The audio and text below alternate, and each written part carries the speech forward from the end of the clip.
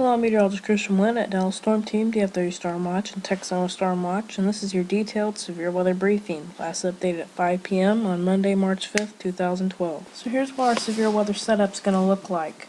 We're going to have a cold front draped across North Texas, as you can see. Then we're going to have a dry line that's going to be accompanying this cold front. At the same time, we're going to have cold air on the left side of this front, of course, and warm air on the east side of this front. Then we're going to have the extremely plenty of Gulf moisture coming out of the southeast, which is going to fuel thunderstorms across North Texas. Then we're going to have some shear here. Southwesterly shear is going to be in place, which also supports the development of tornadoes.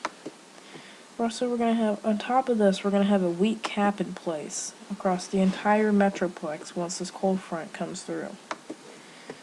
With cold air meeting the warm air and dryland cold front combination, along with the rich Gulf moisture and the southwesterly shear with a very weak cap in place, these factors will likely develop some severe thunderstorms. So here's our severe weather risk graphic. As you can see, west of that gray line, we're just expecting some general thunderstorms.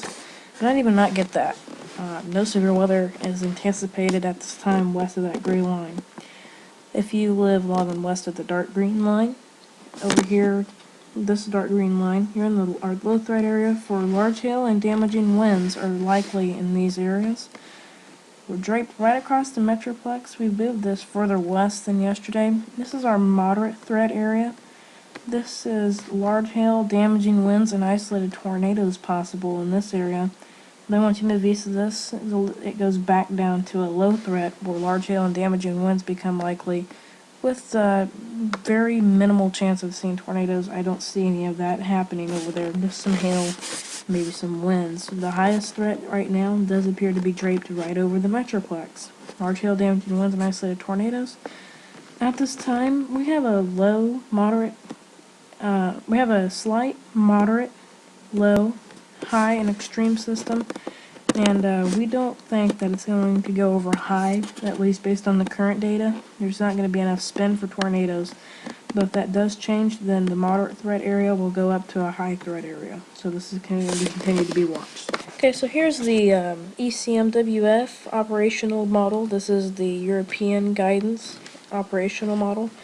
And as you can see, over the metroplex is forecasting, western portions of our metroplex, it's forecasting 2.5 inches of rain to fall. Well, from Dallas and Tarrant counties, maybe Denton County points to the east, forecasting about 3 to 4 inches.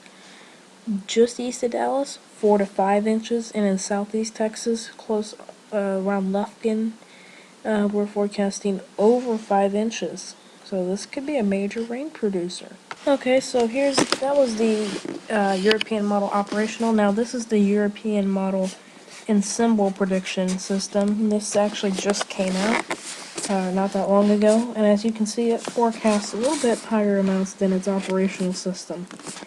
Right from, I would say, from Tarrant County and Wise County, it says about 3 to 4 inches.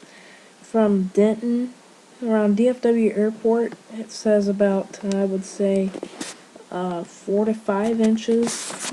In Dallas County and Collin County, 5 to 6 inches. And then just east of Dallas, it looks like maybe Coffin County or just east of Coffin County, forecast between 6 to 8 inches of precipitation. Now here is the GFS computer model from the operational guidance from this morning. As you can see, west of Wise County, west of Tarrant County, there is 3-inch amounts over there, while in Wise County and Wise County, I would say, and Montague County, 3 to 4 inches. Tarrant County would receive 4 to 5 inches, and the rest of the metroplex would receive between 4 and 5 inches, what it looks like. And up by Paris, it's showing 6 to 8 inches to fall. Here's our rainfall accumulation forecast. Along and west of this lime line, we're expecting about 1 inch. Along and west of this dark green line, 2 to 3 inches. Along and west. of the orange line, which includes the western portions of the Metroplex, 3 to 4 inches. Eastern portions of the Metroplex and points west of the red line, 4 to 5 inches.